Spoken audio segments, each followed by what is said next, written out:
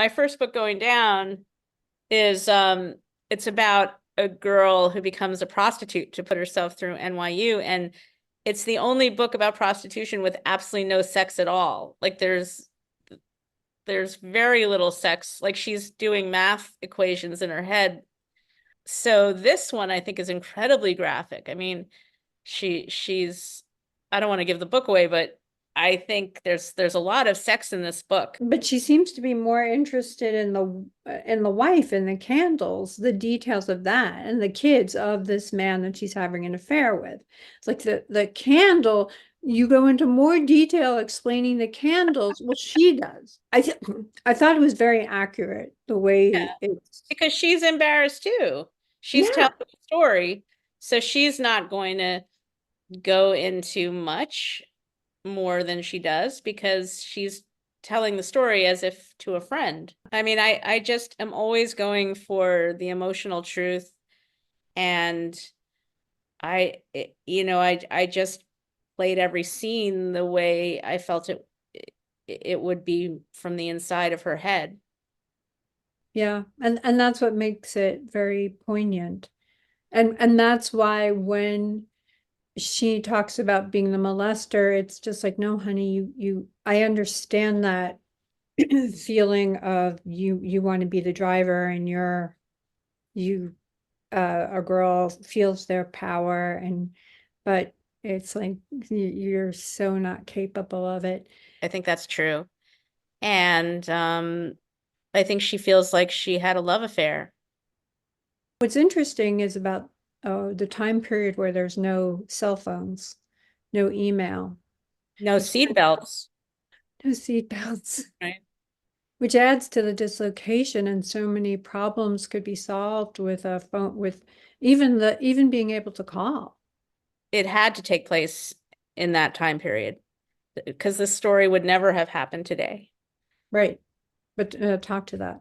Why wouldn't have? Well, she's riding in the back of an open pickup truck with her little tiny brother. They're in danger. Um, they're sleeping outside, unaccompanied, unchaperoned. She just at the start of the book, she's left at camp. She thinks she's going home on the bus, but she's pulled off the bus because they say her mother's going to come, but her mother doesn't come, and everybody leaves the camp.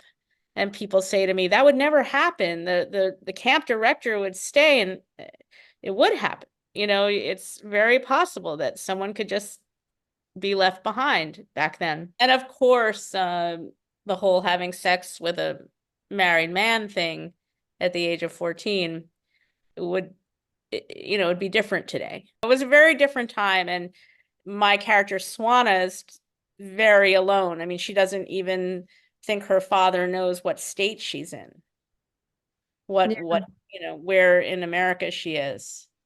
And she doesn't know if he's going to the bus to pick her up, and she doesn't know what's been communicated, and that makes you feel very panicky. It's very unique. I'm pulling back the layers and Swanna following her, you very much allow us to also fall in love with her and kind of catch well to catch the rhythm. That makes me so happy that you're saying that, of course. Thank you. I give so much credit actually to my publisher, Johnny Temple at Akashic, and everybody at Akashic, because they allowed this book to be real. They didn't censor me at all. They didn't. Um, I mean, I'm working with a writer now who has a big book deal at a big place, and he was given a list of words that he cannot use. He's not allowed to use these words. And imagine giving a writer a list of words that he can't use. I mean, if we can't use our words, then I don't know what's left for artists. We have to be able to use words. And Akashic didn't censor me at all. And they're really great publishing house. I mean, this has been a fantastic experience because they really care about the book being true. So that's a writer's dream situation. I didn't have any of the problems that I know a lot of people are having. And I'm very grateful to them.